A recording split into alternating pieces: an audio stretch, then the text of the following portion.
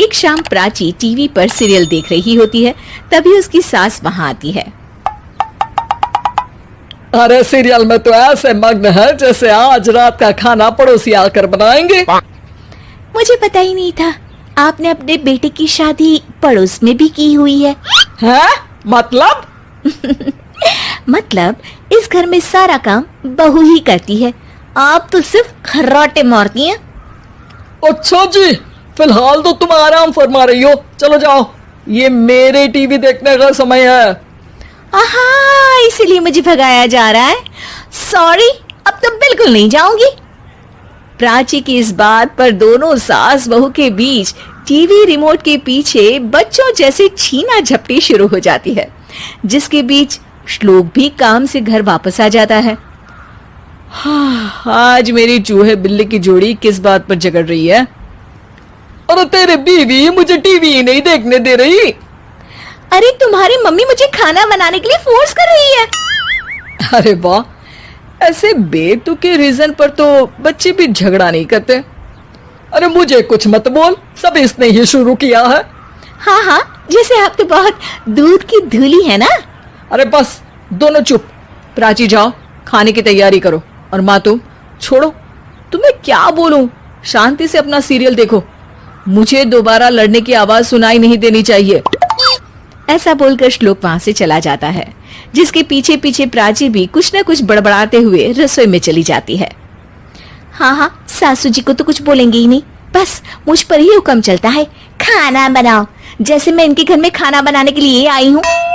इसी तरह शाम बीतती है और रात को श्लोक और प्राची की सास खाना खाकर सोने चले जाते हैं, लेकिन प्राची गुस्से में कुछ खाए बिना काम में ही लगी रहती है।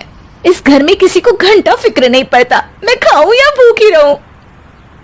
प्राची कुछ देर के लिए रसोई से बाहर जाती है और जैसे ही वापस आती है तो वहां दूध का भरा ग्लास देखकर हैरान रह जाती है। फिक्र पूरी है, बस दिखाना नहीं है। प्राची दूध पीकर सोने चली जाती है और अगली सुबह एक बार फिर सास बहू का कार्टून नेटवर्क स्टार्ट हो जाता है। ये तुमने ही किया है। अरे अजीब जबरदस्ती है, मैं बोल रही हूँ मैंने कुछ नहीं किया। दोनों ने मिलकर पूरे घर को पागल खाना बनाया हुआ है। यहाँ कोई नॉर्मल इंसान तो रह ही नहीं सकता, इसीलिए अब पड़ोसी क्या रिश्तेदार भी घर आने से कतराते हैं। और सुन बेटे, तू भी चंगा, तेरी माँ भी चंगी, तेरी बीवी भी चंगी, रिश्तेदार। हाँ जी, आपको नहीं पता क्या, गंगाधर ही शक्तिमान है, रिश्तेदार ही। हाँ हाँ, बस समझ गया। कभी जानवरों जैसे लड़ेंगी तो कभी जुगलबंदी करेंगी। भाई मैं आप दोनों के बीच में नहीं फंसना चाहता। सास बहू की इस मन मौजी जोड़ी से परेशान होकर श्लोक अपना सिर खुजलाता वहां से चला जाता है। चलो अब मैं भी कीर्तन में जा रही हूँ। इस पर जैसे ही सास कमरे में अपना पर्स लेने जाती है तो वहां नाश्ते की प्लेट रखी देख मुस्कुराने लगती है और नाश्ता करके घर से बाहर निकलते हुए कुछ पैसे टेबल पर रख जाती है, जिसकी कुछ देर बाद सिलेंडर वाला घर आता है। ओ मोरी मैया, मैं सिलेंडर के बारे में तो बिल्कुल भूल ही गई थी। घर खर्च के सारे पैसे भी मम्मी के पास है और श्लोक से बोला तो उल्टा 4 बात सुनाएंगे। प्राची ये सोच ही रही होती है कि अचानक उसका चेहरा चमक उठता है और वो घर में आकर इधर उधर देखने लगती है। तभी उसकी नजर टेबल पर रखे पैसों पर पड़ती है, जिन्हें वो सिलेंडर वाले को दे देती है। ये सब श्लोक देख लेता है। अच्छा बेटे, इतना बड़ा घोटाला, सबके सामने मैं तेरी दुश्मन और पीठ पीछे तेरी मेरी यारी। इस पर श्लोक एक प्लान बनाता है और शाम को सब एक साथ बैठे होने पर बोलने लगता है। माँ, तुम दोनों की बहुत लड़ाई होती है, इसलिए मैं सोच रहा हूँ कि प्राची को उसके घर छोड़ाऊं, इससे वो भी खुश रहेगी और तुम भी। अचानक श्लोक की ये बात सुनकर सास बहू शौक से उसकी तरफ देखती है। अरे ऐसे कैसे घर छोड़ाओगे, मुझे कहीं नहीं जाना। अरे तुमने बोला नहीं पर मैंने सुन लिया, तुम्हें मम्मी के साथ रहना अच्छा नहीं लगता, मुझे पता है।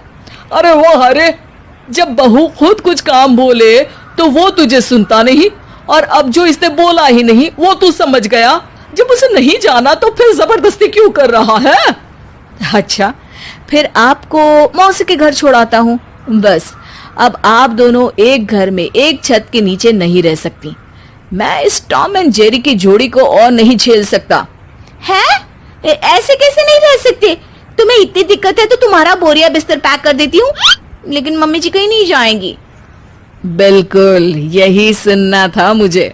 अगर दोनों में इतना ही प्यार है फिर हर वक्त ये लड़ाई का नाटक क्यों करती हो? देखा मैंने कैसे माँ किचन में दूध रखती है और तुम उनके लिए कमरे में नाश्ता रखती हो, और कैसे वो पहले ही तुम्हारी दिक्कत समझकर घर में पैसे रखकर बाहर जाती है। अरे भाई, इतना ड्रामा तो डेली सोप में भी नहीं होता जितना तुम दोनों ने इस घर में फैलाया हुआ है। तू हमें टॉम एंड जेरी बोलता है ना, तो याद कर वो दोनों भी एक दूसरे को बाहर वालों की बुरी नजर से बचाने के लिए हमेशा सबके सामने लड़ते थे, लेकिन अकेले में दिक्कत के समय मदद भी तो करते थे। बस हमारा रिश्ता भी कुछ ऐसा ही है। और वैसे भी अगर सास बहू में तू मैं नहीं होती तो दुनिया वालों को कहानियां कैसे मिलेंगी? उम्मीद है कि आपको हमारी ये कहानी पसंद आई होगी। कृपया हमारे चैनल को सब्सक्राइब करें और सभी अपडेट्स के लिए बेल आइकन जरूर क्लिक करें। और हाँ, वीडियो लाइक और शेयर करना मत भूलिएगा। Bye bye.